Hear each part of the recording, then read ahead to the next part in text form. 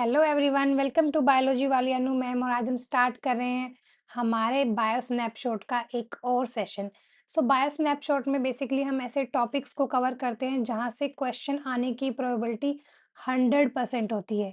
100%, जी हाँ।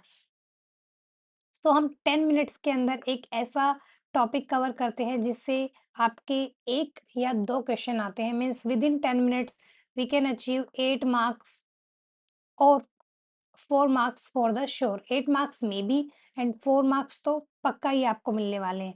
तो चलिए हम स्टार्ट करते हैं। आज हमारा टॉपिक क्या होने वाला है? बायो स्नैपशॉट का। आज हमारा टॉपिक होने वाला है cardiac output, ECG and heart disease. तो चलिए हम इनको 10 मिनट्स के अंदर कवर करते हैं। Very first topic is cardiac cycle. What is cardiac cycle? तो जब एक बार आपका दिल धड़कता है, पर बीट आपके हार्ट के अंदर क्या चेंजेस हो रहे होते हैं, क्या साइकिल चल रही होती है, उसको हम बोलते हैं कार्डिक साइकिल। यहाँ हमारे लिए जो इम्पोर्टेंट है वो क्या है कि क्या फेजेस होते हैं, क्या टाइमिंग्स होती हैं, और हर एक फेज में क्या हो रहा होता है, हमें ये जानना है। ठीक है। कार्डिक साइकिल में अगर हम देखेंगे तो हमारे पास क्या होते हैं, 3 फेजेस होती हैं। Very first is atria systole. सबसे पहले क्या होते हैं, हमारे जो राइट एट्रिया और लेफ्ट एट्रिया है वो क्या करते हैं, सिस्टोल करते हैं, यानी कि कॉन्ट्रैक्ट करते हैं। उसका टाइम होता है 0 से 1 सेकेंड का। ठीक है। इससे पहले आप एक लॉजिक समझिए, थोड़ा सा मैं आपको बताती हूँ यहाँ पे। राइट, आपको क्या करना है, अगर आपको कुछ नहीं समझ में आ रहा कि ब्लड कहाँ से आ रहा है, कहाँ पे जा रहा है, कौन कब कॉन्ट्रैक्ट हो रहा है, क्या हो रहा है, आप क्या कीजिए, सिंप्लीफाई कीजिए। आप अपने माइंड में एक ऐसा बॉक्स बनाइए।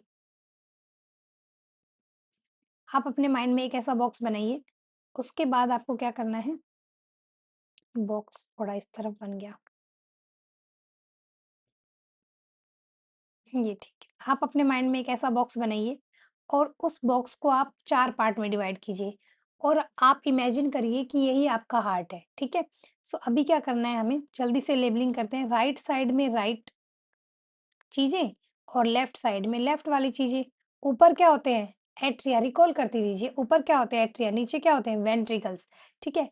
आपको राइट की तरफ लिखना है डीऑक्सी और लेफ्ट की तरफ लिखना है आपको ऑक्सी, यानी कि राइट वाले चैम्बर्स में कैसा ब्लड आएगा, डीऑक्सीजनेटेड ब्लड आएगा। वहीं लेफ्ट वाले चैम्बर्स में कैसा ब्लड आएगा, ऑक्सीजनेटेड ब्लड आएगा। राइट। सबसे पहले क्या होगा, बॉडी का जितना भी डीऑक्सीजनेटेड ब्लड है राइट एट्रिया में भर दिया जाएगा। अब जैसे ही राइट एट्रिया बहुत भर के फुल होएगा तो उसकी यहाँ से वॉल्व ओपन हो जाएगी। ये जो एट्रिया और वेंट्रिकल के बीच की जो वॉल है इसको हम क्या कहते हैं, एवी वॉल्व। ठीक है, एवी वॉल्व दोनों को। अब सारा ब्लड कहाँ पे आएगा, राइट वेंट्रिकल में आएगा। लेकिन राइट वेंट्रिकल भी तो भरेगा ना। अब जैसे ही वो फुल होएगा तो वो ब्लड को कहाँ भेजेगा, अगर ब्लड डीऑक्सीजनेटेड है, ऑक्सीजन लेने के लिए ब्लड कहाँ जाएगा, ब्लड जाएगा लंग्स के पास। लेकिन लंग्स के पास लेके कौन जाएगा, ये लंग्स है, लंग्स के पास लेके कौन जाएगा। तो यहाँ पे आती है हमारी एक पल्मोनरी आंटी, मैं उनको बोलती हूँ पल्मोनरी आंटी, याद रखने के लिए। ठीक है। पल्मोनरी आर्टरी, जिसको याद रखने के लिए आप क्या बोल सकते हो कि यहाँ पे कौन आती है, पल्मोनरी आंटी आती है, यानी पीए। राइट।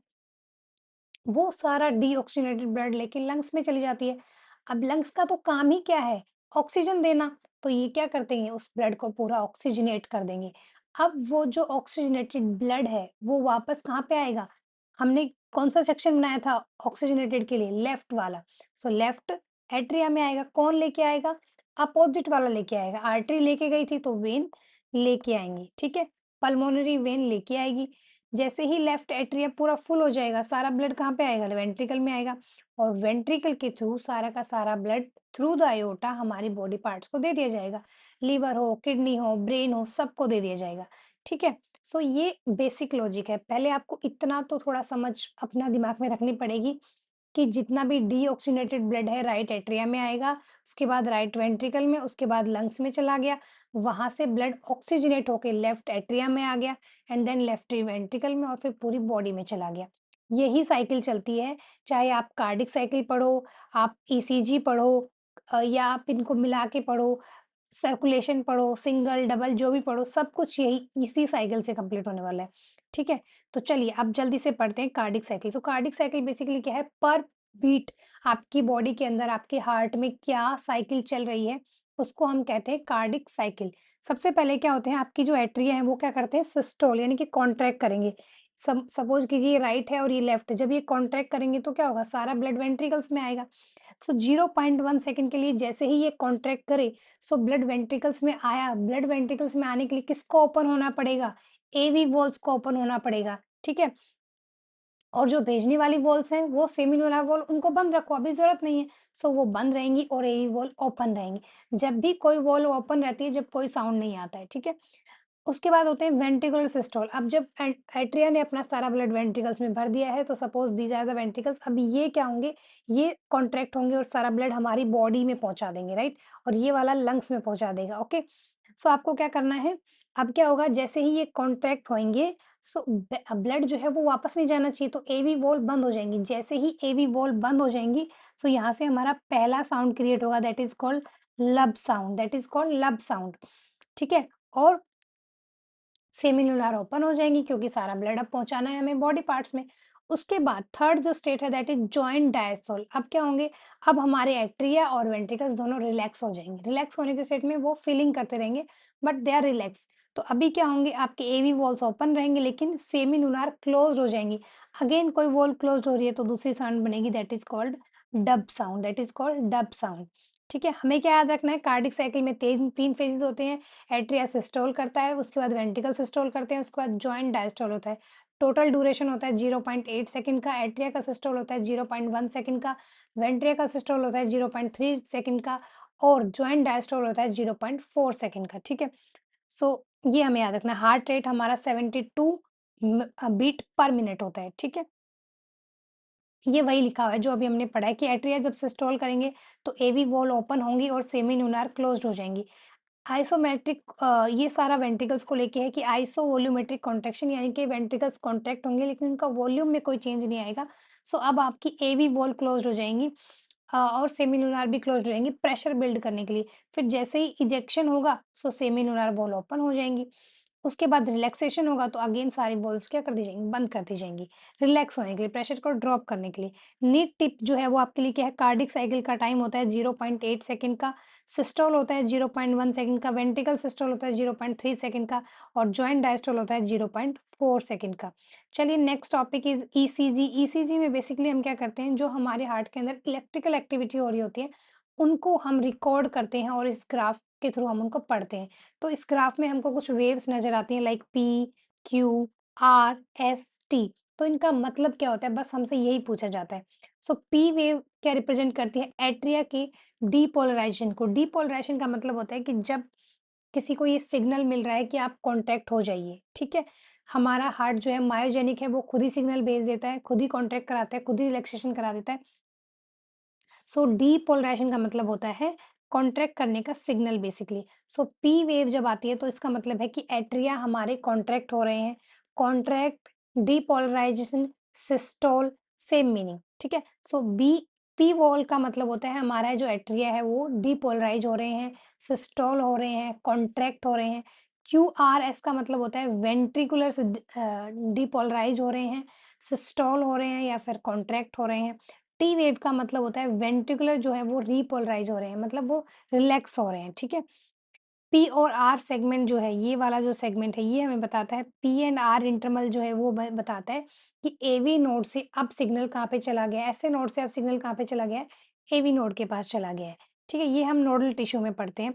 बस आपको अगर याद रखना है तो आप इसका फ्लो याद रख सकते हैं कि ये जो हमारा एक्शन पोटेंशियल है ये कैसे ट्रेवल करता है। तो सबसे पहले होता है SA node, then AV node, then bundle of fish, finally Purkinje fibre और वहां से क्या होता है, वेंट्रिकल हमारे सिस्टोल होना स्टार्ट हो जाते हैं, राइट?